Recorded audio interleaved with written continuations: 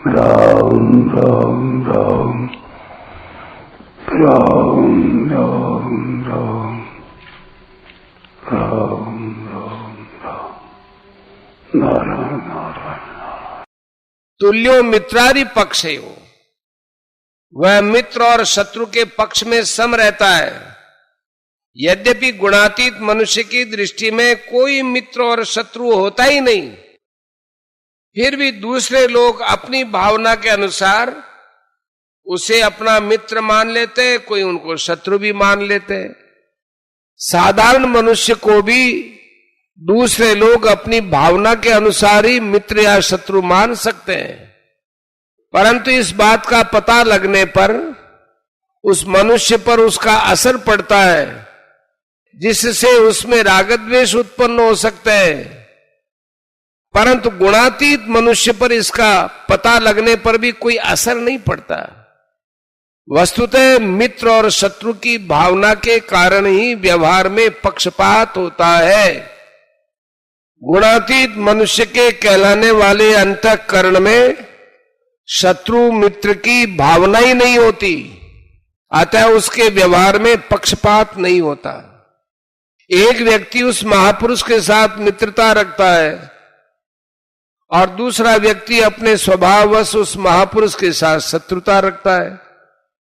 जब उन दोनों व्यक्तियों की किसी बात को लेकर न्याय करने का अवसर आ जाए, तब व्यवहार काल में वह मित्रता रखने वाले की अपेक्षा शत्रुता रखने वाले का कुछ अधिक पक्ष लेता है। जैसे पदार्थ आदि का बंटवारा करते समय वह मित्रता रखने वाले को वो कम भी उतना जितना वह प्रसन्नता पूर्वक सहन कर सकता हो, और शत्रुता रखने वाले को कुछ ज्यादा पदार्थ देता है। यह भी एक तरह से समता ही है, क्योंकि अपने पक्ष वाले के साथ न्याय और विपक्ष वालों के साथ उदारता होनी चाहिए। सर्वारंभ परित्यागी, वह महापुरुष संपूर्ण क्रियाओं के आरंभ का त्यागी होता है। तात्पर्य है कि धन संपत्ति के संग्रह और भोग के लिए वह किसी तरह का कोई नया कर्म आरंभ नहीं करता।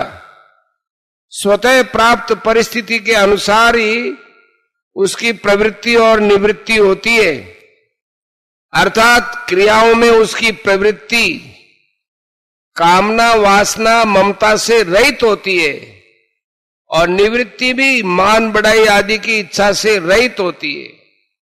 गुणातीत स उच्यते, यहां उच्यते पद से यही ध्वनि निकलती है कि उस महापुरुष की गुणातीत संज्ञा नहीं है, किंतु उसके कहे जाने वाले शरीर अंतःकरण के लक्षणों को लेकर ही उसको गुणातीत कहा जाता है।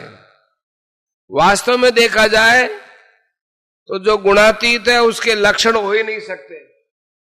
लक्षण तो गुणों से ही होते हैं, अतः जिसके लक्षण होते हैं वो गुणातीत कैसे हो सकता है।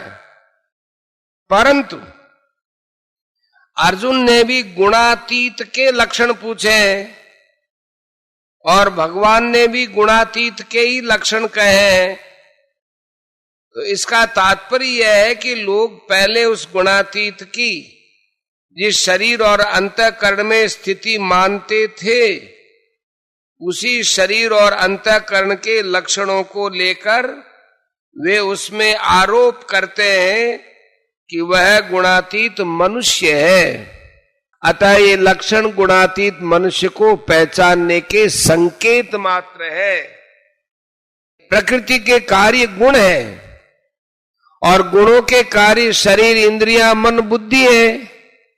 अतः मन बुद्धि आदि के द्वारा अपने कारण गुणों का भी पूरा वर्णन नहीं हो सकता, फिर गुणों के भी कारण प्रकृति का वर्णन हो ही कैसे सकता है।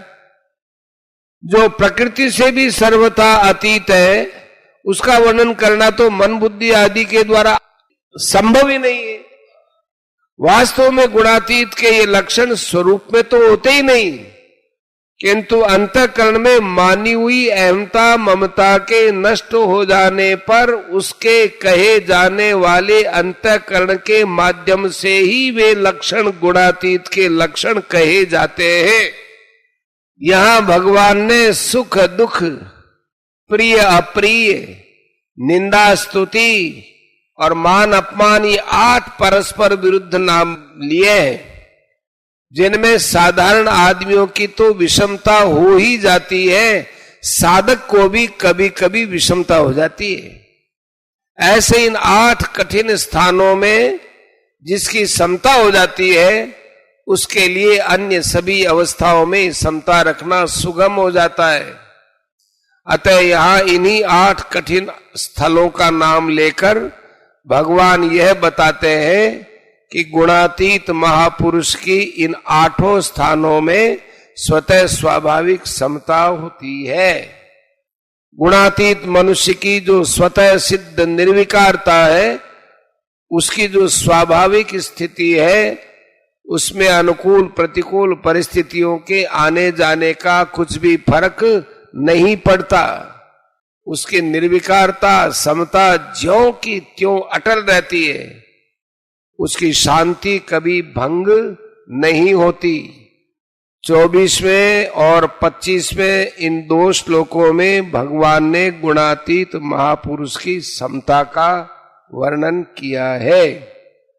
परिशिष्ट भाव, राग द्वेष आदि विकार न जड़ में होते हैं, न चेतन में ही होते हैं, न ये अंतःकरण के धर्म है, प्रत्युत ये देहाभिमान में रहते हैं।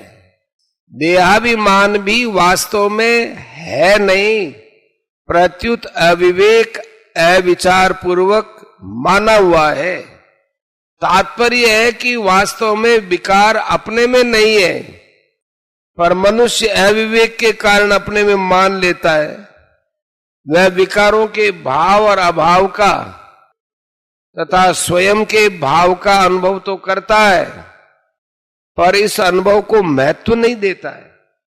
अगर वह विवेक विचार पूर्वक अपने विकारों के अभाव का अनुभव कर ले, तो वह उसका भोक्ता सुखी दुखी नहीं बनेगा।